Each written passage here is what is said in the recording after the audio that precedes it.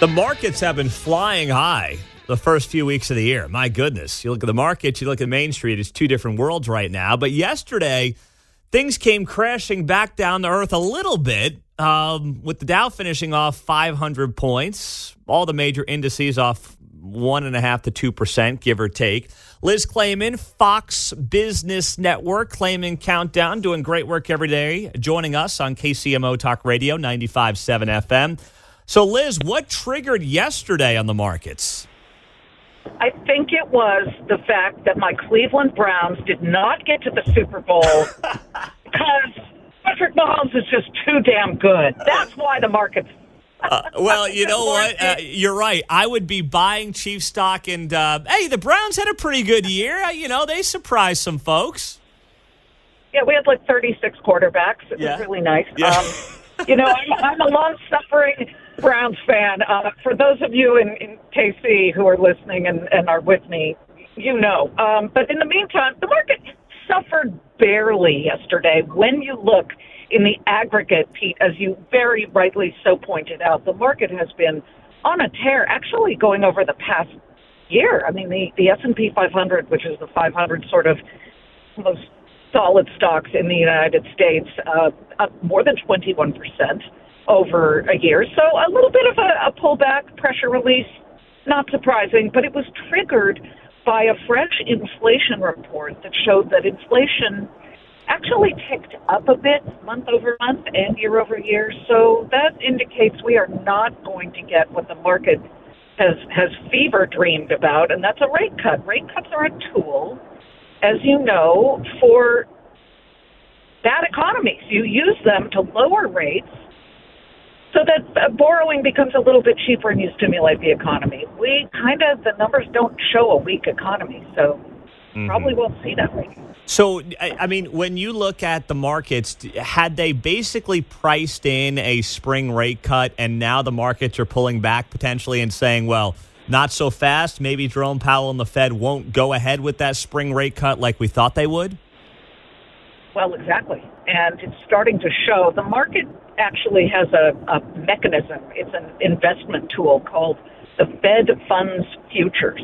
And you can bet on where you think the Fed is going to go and the trajectory of those rates. And God, at the start of the year, March was priced in. Yep, 80% chance we'll see a rate cut. No longer. I'm going to go out on a limb here. 0% chance that we will see a rate cut in March. That should surprise no one. It's not like Jay Powell of the Federal Reserve promised it.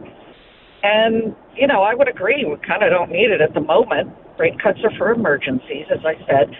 Now the next one would be May, right? Well, April, May, say May. May. It's May and June. And now May is looking dicey. Less than 50% odds we'll see a cut. June has more like an 80% odds we will see a cut. But I still don't believe that. Yeah. Liz Claman Countdown, Fox Business Network. I want to play a clip from Jerome Powell last week on 60 Minutes, Liz, and just get your response to this. Here it is. Are you committed to getting all the way to 2.0 before you cut the rates? No, that's not what we say at all. No. We're committed to returning inflation to 2% over time. I've said that we wouldn't wait to get to 2% to cut rates. Does that make sense from Powell, or should he wait for 2% inflation? It came in at 3.1 yesterday before he even considers cutting rates. Okay, so when I was at Berkeley, I took one econ class, and I didn't do so well because it's not... Proxy. But, the real world economy is that he's right. You might say that you want to get to 2%, but in the aggregate and in the I guess at the moment, I would say no. True inflation, Pete, is now around 3%, or maybe 2.5%, not 2%. 2% is an old level that was established many, many years ago, and you have to evolve. You have to bend or you will break. And right now, inflation's at about 3.3%, depending on which metric you're looking at. We're going to get a good one on February 29th.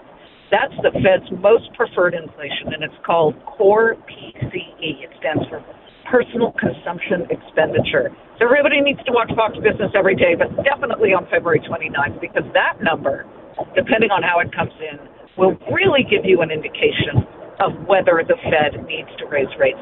Keep in mind, everybody, that in June of 2022, inflation was at 9%.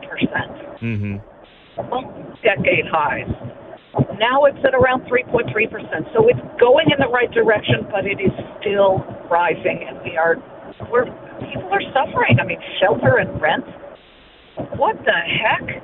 People can't afford to put a roof over their heads at this point. No, they can't. And it's just a tough situation. It is rough. It is rough. I'm getting a bumping noise there on the back on Liz's end, Mark. I don't know if that's us or on her end, but I just wanted to note that real quick. Okay, sorry. No, it's fine. The last thing I wanted to ask you about, Liz, is the Magnificent Seven, the Big Seven tech stocks that are booming right now. Do you have concerns that the markets have become too reliant on those stocks and that we're basically all riding this sugar high off of these seven stocks, and that it may not be a real picture of where the markets broadly are at? Absolutely. Absolutely. This rally was held up by seven stocks. That, of course, Microsoft, Google, Meta, Tesla, Apple, Amazon. Now, so Tesla and Apple are kind of wavering as part of the Mag 7, but this rally needs to broaden because there are a lot of great stocks that haven't participated in this rally, and it's going to broaden out at some point, but at your peril. I mean, a lot of those names are very expensive. NVIDIA is the big bad one. It's done unbelievably well at more than 200% over the past year. This is nuts. Now, do trees grow to the sky? No, they do not. At some point, kind of slow up, and we'll see a pullback. And it's up to the listener right now to say to themselves, should I be frightened by that, or do I see that as a buying opportunity, a better entry point at a cheaper price? Mm-hmm. Buffett subscribes to that theory. So if buy when everybody's nervous. Buy, but what would you be looking at right now, based on the fact that we're still sitting at or near these record highs, and a lot of people are saying, "Gosh, I missed it. I missed my opportunity. I thought 2023 was going to be a bad year for the markets, and it just wasn't." Well, last year, here's a little example. Energy was the worst performer, and everybody said, "Oh, it's so sold off, and it's so cheap now. You have to buy energy." And those stocks haven't done incredibly well, and it hasn't paid off. But if you are a long-term investor, don't buy the very expensive ones that have run up. You can just look at a one-year chart. And if you're buying at the very high, that's not a great idea. You want to see ones that haven't yet participated that you think are great companies with solid management and a terrific product. But that's also hard to do. For those of us with a full-time job that isn't in the markets, the S&P 500 for the long term over time has basically jumped 10% annually since 1929 or 1930. So if you put your money in that index and then forget about it, because last year up 24%, is that going to repeat? Doubtful. Some years have been in the negative. Some have been just kind of bumpy for a 5-year period a couple of decades ago. It just did nothing. But on the long term, you're looking at great companies. You buy that whole basket of them in an exchange-traded fund, and you will increase your retirement. It's just important that buying individual stocks, if you take the time to do the research, it's a great idea. But other than that, no. Mm-hmm. Claman Countdown, 2 o'clock Central today, Fox Business Network.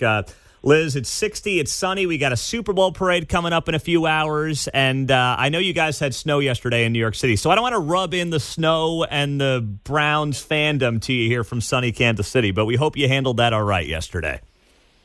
It is 31 degrees right now, so I hate you, and I'm on the West Side Highway. It's sunny. I'm looking at the Intrepid, which is, of course, the military ship right on the Hudson River. It's a gorgeous day, so take that, Mundo. Well, as someone who used to do that drive many times coming down to your old office when I was working on the Fox News radio side, I know it all too well, and I imagine it's just as miserable as it used to be. Hey, I love New York, I love L.A., and I love Kansas City and Cleveland. All right, Liz Claman, watch today, 2 o'clock Central. Liz, thank you for the time on a busy morning. We so appreciate it. Anytime for you, Pete. All right, great stuff out of Liz. She's the best.